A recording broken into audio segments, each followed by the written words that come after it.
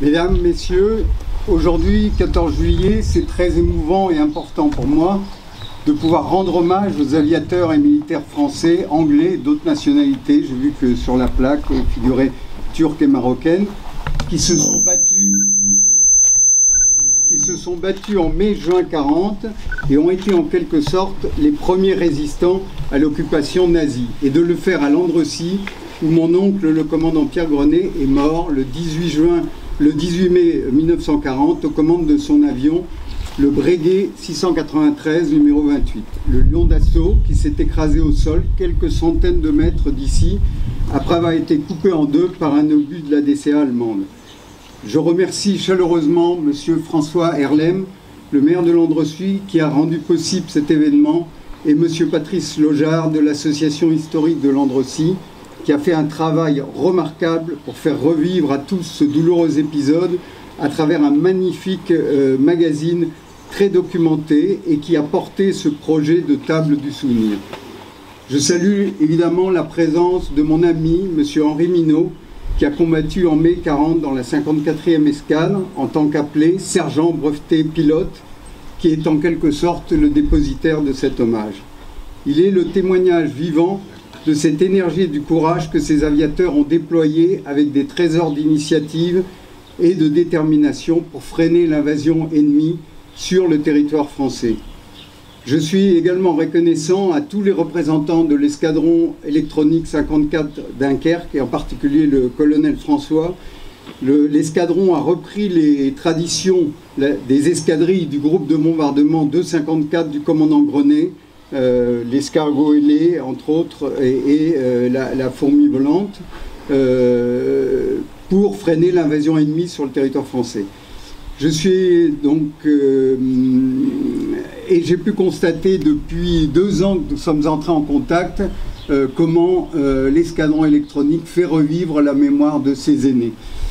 En mai 40, le commandant Grenet, comme les autres pilotes sur Breguet 693, devait faire preuve de qualité exceptionnelle pour effectuer des vols rasants à 380 km/h au ras des arbres et des lignes électriques et autres obstacles, en assurant la navigation avec les cartes sur les genoux et le largage des bombes dont ils avaient la charge à 5 mètres au-dessus des panzers. L'âge limite pour ces pilotes était de 35 ans. Ils devaient peser moins de 85 kg tout équipés. Le commandant Grenet a imposé dans son groupe une tactique de bombardement en patrouille corsaire de 2 avions perpendiculairement aux routes empruntées par les convois, ce qui a limité considérablement les pertes d'équipage lors de la première mission du 12 mai par rapport à l'autre groupe dans lequel ils ont attaqué par 6 dans l'alignement de la route. Cette tactique a ensuite été retenue pour tous les bombardements en vol rasant. Le commandant Grenet a d'abord servi dans l'aviation de reconnaissance et d'observation comme l'escadron Dunkerque aujourd'hui. Il a gagné la coupe Breguet militaire de reconnaissance en 1932 à la tête de son escadrille. Il a ensuite été chargé des bourses de formation et des écoles d'aviation à l'état-major de l'armée de l'air.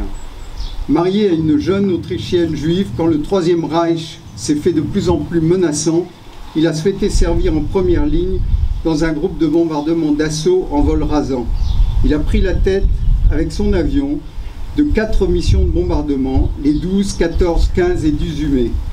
Pour sa dernière mission, le 18 mai, sa formation de 8 avions comprenait des équipages issus de 3 groupes différents de bombardement, le 254, le 154 et le 235.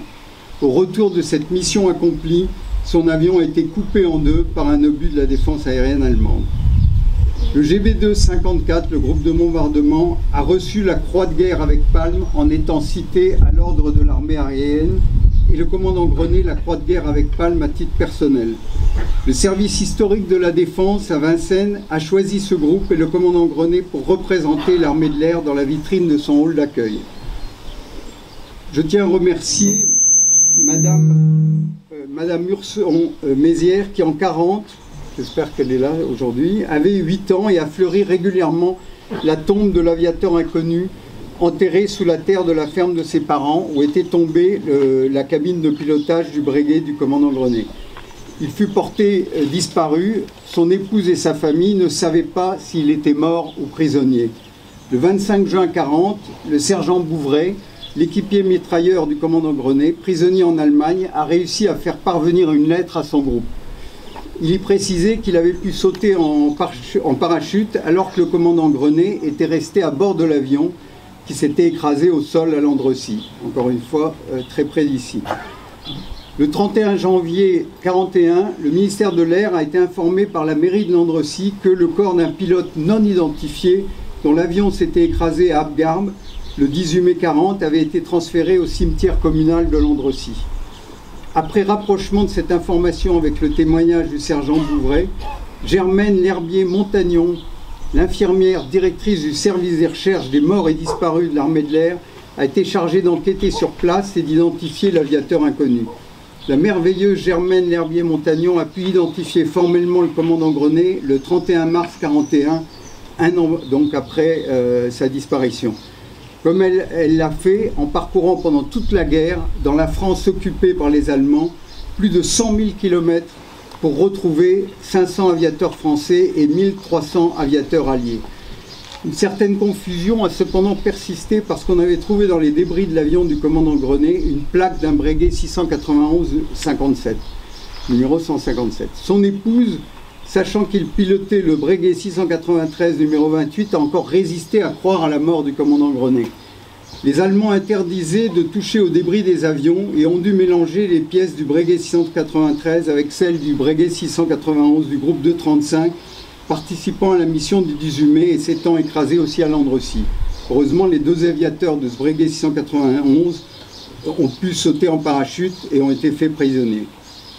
Après le 18 mai 1940, les aviateurs de la 54e escadre ont continué les bombardements au péril de leur vie et pour certains, malgré 3 ou 4 destructions de leurs avions au combat.